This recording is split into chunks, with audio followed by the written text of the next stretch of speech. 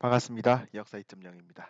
자, 이번 영상에서는 일본의 식민지가 된 한국, 우리나라의 일제강점기 모습을 함께 살펴보도록 하겠습니다. 일제강점기 일본의 식민지 통치 모습과 더불어서 여러 독립운동의 과정에서 일어났던 우리 조상님들의 노력들, 이 노력들을 특히 3.1운동, 그리고 대한민국 임시정부에 초점을 맞춰서 함께 살펴보도록 하겠습니다. 27번에서 일본의 한국 침략 과정을 함께 공부했습니다. 이후 진행된 일제강점기의 모습. 자, 일제강점기는 크게 3단계로 시대를 구분지어서 살펴보면 되는데요. 그 첫 번째는 1910년대의 무단 통치입니다. 무단 통치, 힘으로 강제로 통치한다라는 뜻을 가지고 있습니다. 무단 통치 시절에는 군인 경찰의 일종이었던 헌병들이 백성들의 삶, 일상적인 행정 업무까지 치안 업무까지 담당하는 헌병 경찰 제도가 실시되었습니다. 식민지 조선을 통치하기 위한 최고기구로서 조선 총독부가 설치되었고요. 이 조선 총독을 다스리는 최고 관리인 총독에 조선 총독에 일본 군인 출신이 파견되었습니다. 그리고 세금을 공정하게 매긴다.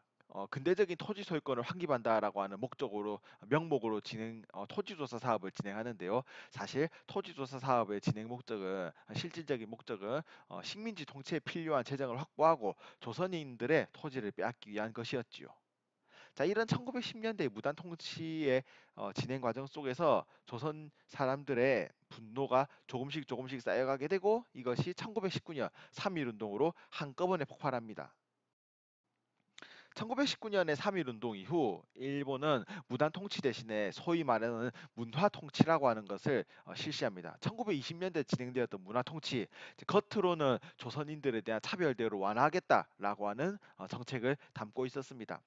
가장 대표적인 것으로는 헌병경찰, 군인경찰의 일종이었던 헌병경찰 대신 우리가 흔히 아는 행정경찰, 보통경찰 제도를 실시하고요.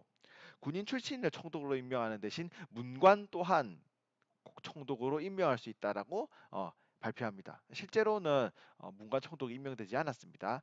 하지만 이 문화 통치는 조선인들로 하여금 일본의 정책에 적극 참석하도록 하도록 만들므로써 조선인들을 분열시키고 더 나아가서 독립운동의 기세를 약화시키고자 하는 교묘한 내용이 담겨 있는 정책이기도 하였습니다.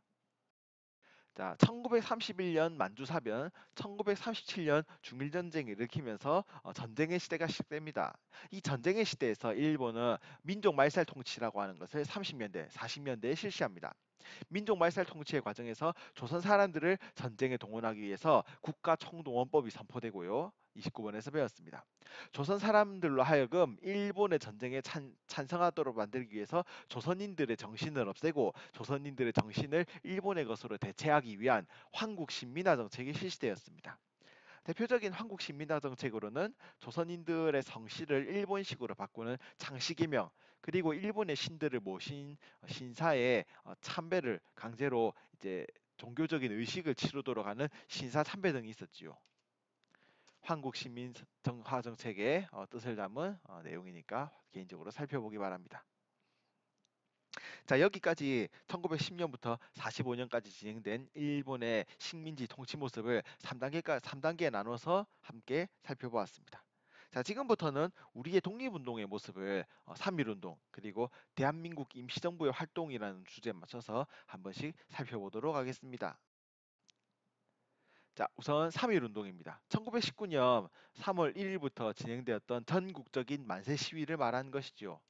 이 3.1 운동의 배경은 파리 강화 회의에서 윌슨 대통령이 민족 자결주의를 주장함으로부터 시작됩니다.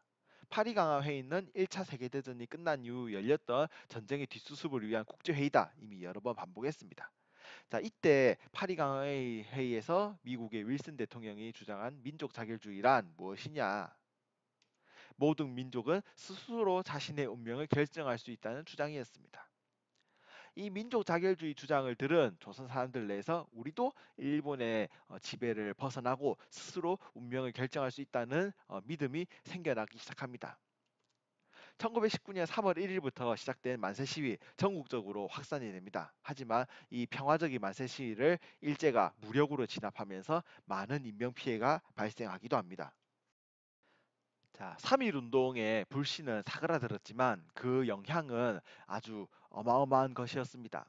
자, 3.1 운동의 과정에서 많은 지도자들이 생각합니다. 우리의 독립운동을 진행하기 위해서는 독립운동을 이끌어 나갈 통일된 조직된 단체가 있어야 된다라고 말입니다. 이를 위해서 각 지역에서 많은 조선인 독립운동가들이 임시정부라고 하는 것을 만듭니다. 우리가 지금 비록 땅을 빼앗기고 국권을 빼앗겼지만 나라를 이끌어가겠다라고 하면서 임시로 만든 정부를 말하는 것입니다. 자, 이 여러 임시정부들이 1919년 중국 상하이에서 하나로 통합되면서 대한민국 임시정부가 수립됩니다. 한편 일본은 1910년대에 진행되었던 무단 통치 정책을 포기합니다. 힘으로 조선인들을 찍어 누른 데는 한계가 있다는 것을 깨닫게 된 거죠. 그 대신 실시한 것이 1920년대 민족 분열을 위해서 진행한 문화 통치입니다. 자, 한편 1919년 5월 4일부터 진행되었던 중국의 오사운동 또한 조선의 중국의 오사운동 또한 조선에서 진행되었던 3일 만세운동의 영향을 받은 것이기도 합니다. 당시 중국의 학생들이 조선인들도 이렇게 대규모 시위를 벌였는데 우리 중국도 가만히 있을 수 없다라고 이제 구호를 외쳤었거든요. 이제부터는 3.1 운동 이후 조직된 대한민국 임시정부의 여러 독립운동 활동 모습을 시대의 흐름에 따라서 쭉 살펴보도록 하겠습니다. 대한민국 임시정부의 수립 배경은 조금 전에 했던 3.1 운동의 영향에서 이어집니다. 3.1 운동 이후 각 지역에서 여러 임시정부가 탄생하고 통합 과정을 거쳐서 1919년 9월 상하이에서 대한민국 임시정부가 수립되었습니다. 이 대한민국 임시정부의 활동은 다음과 같은 내용을 담고 있는데요. 우선 첫 번째입니다. 공화제를 채택하였습니다. 공화제, 왕이 없는 정치, 국민에게 주권이 가는 나라를 말하는 것이지요. 그리고 국내와의 연락을 위해서 연통부, 교통국이라고 하는 기구를 설치하였습니다. 연통부란 대한민국 임시정부가 국내에 설치한 비밀행정 조직을 말하는 것이고, 교통국은 대한민국 임시정부의 통신기관을 말하는 겁니다. 국내에 설치된 비밀행정기구인 연통부를 통해서 독립운동을 진행했고요. 이 연통부의 연락을 취하는 과정에서 이용했던 통신기관이 바로 교통국입니다. 그리고 우리 독립운동 각 지역에서 진행되는 우리의 독립운동의 소식을 알리기 위해서 독립신문을 간행하기도 하고요. 유럽, 미국에서 외교 활동을 진행하기 위해서 임시 대통령이었던 이승만이 주도하여 구미위원부라는 기구를 설치합니다. 주로 미국에서 외교 활동을 전개하였습니다. 하지만 대한민국 임시정부의 활동은 시간이 지나면서 1920년대 들어서 점차 침체되어 가기 시작합니다. 특히 구미위원부에서 이승만이 진행했던 외교 활동을 놓고 임시정부 내에서 의견 차이가 도드라지게 나타나고요. 이 의견 차이 끝에 많은 독립운동가들이 이탈하게 됩니다. 임시정부가 그 세력이 축소되었죠. 자, 이렇게 임시정부가 그 힘이 쇠퇴해진 상황 속에서 김구는 다시 한번 대한민국 임시정부에 활력을 불어넣겠다라는 목적을 가지고 1931년 한인애국단이라고 하는 단체를 상하이에서 조직합니다. 한인애국단 폭탄 등의 무력 투쟁을 이용해서 의열 투쟁을 통해서 독립을 쟁취하겠다라고 하는 목적을 가지고 활동한 단체였습니다. 이 한인애국단의 활동으로 가장 유명한 것이 이봉찬 선생님이 일본 도쿄에서 천황에게 폭탄을 던진 도쿄 의거라든지 윤봉길 선생님이 중국 홍콩공원에서 일본군의 상하이 점령 기념 행사에 폭탄을 던진 윤봉길 의거 등이 있습니다.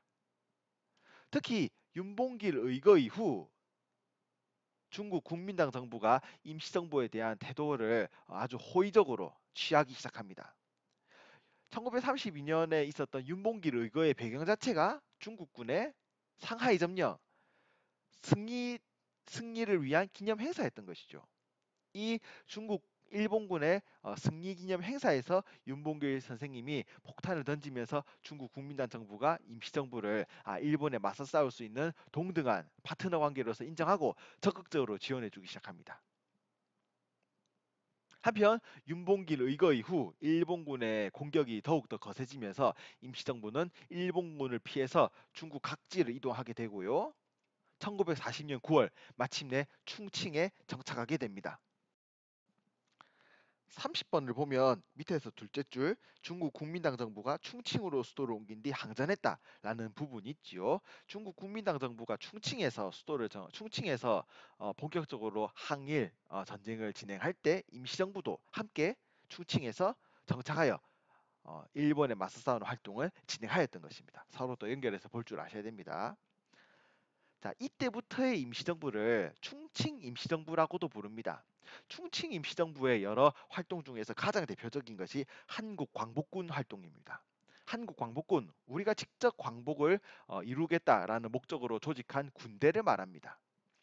일본이 태평양 전쟁을 시작하자 한국 광복군 그리고 충칭 임시정부는 일본에 대하여 전쟁을 선언합니다. 선전포고문을 발표하지요. 한편 김원봉이라고 하는 인물이 이끌고 있던 조선의용대라는 군대를 흡수함으로써 한국 광복군의 세력은 더욱더 막대해지게 되고요.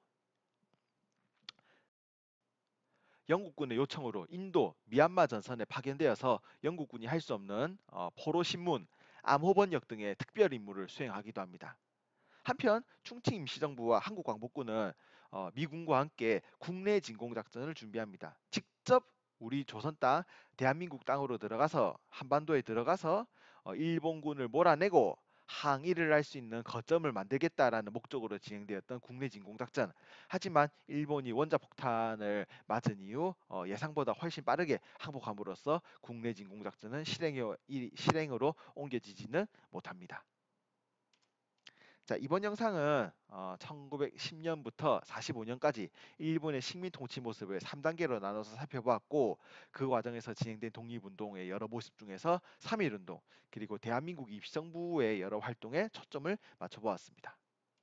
자, 다음 시간에도 일본의 식민 통치에 맞선 여러 인물들의 활동 모습 그리고 제국주의에 맞서서 저항하는 투쟁하는 모습을 함께 공부해 보도록 하겠습니다. 자, 오늘은 여기서 마무리 짓도록 하겠습니다. 수고하셨습니다.